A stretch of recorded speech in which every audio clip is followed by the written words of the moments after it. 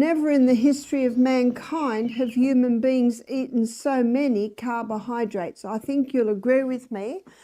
We've become high carbohydrates consumers. You just go into any supermarket and there's usually a whole aisle devoted to bread, a whole aisle devoted to cereal, and almost a whole aisle devoted to pasta.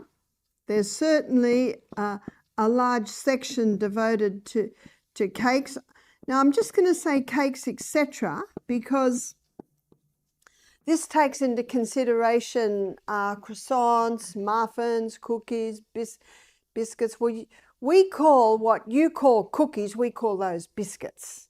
I think your biscuits are like a scone or a roll, something like that. So pretzels, so there's your etc.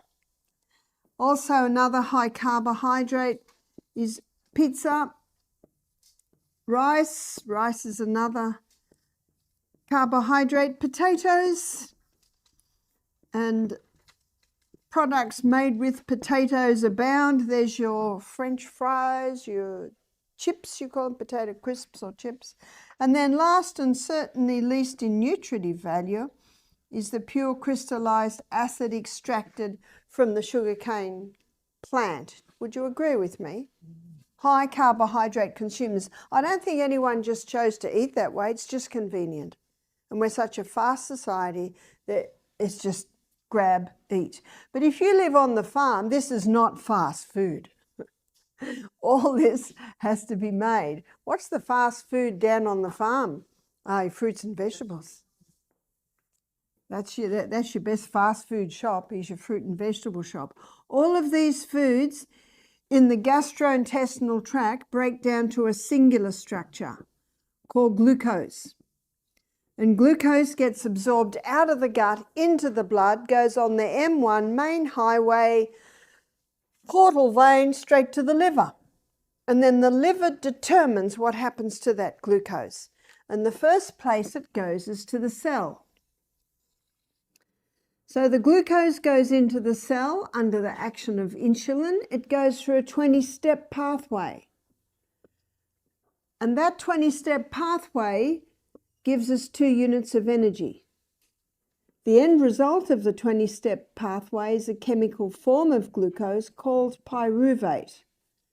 And pyruvate is the chemical form of glucose that gets fed into what's often called the powerhouse of the cell, because this 8-step pathway delivers to us 36 units of energy. What a difference. Now we're going to be looking at this pathway several times this week, so you'll get to know it well. But this is the first place that glucose is sent, is down this, it's called the energy pathways in the body that give us energy. By the way, the difference is oxygen. This 8-step pathway uses oxygen, which is why we get so much energy. This pathway, no oxygen, it's called the anaerobic pathway, but we'll look at that a little bit more in some other lectures. What we're doing today is looking at what happens to glucose. So the first place that glucose is sent, and it is the liver that's doing this, is to the cell to go through the energy pathways. But on a high carbohydrate diet, we've still got glucose left over, and now it gets stored. It gets stored like a little bunch of grapes. And they're little molecules of glucose, and they're called glycogen. Glycogen is a name given to quick-release glucose stores. And that's why it was not an unreasonable request for us to ask you to exercise this morning.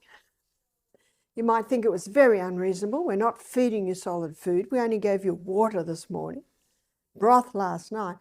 Now your glycogen stores are there, and when you start moving the body and the body needs fuel, it starts plucking those glycogen stores, putting them through the energy cycle to give us energy.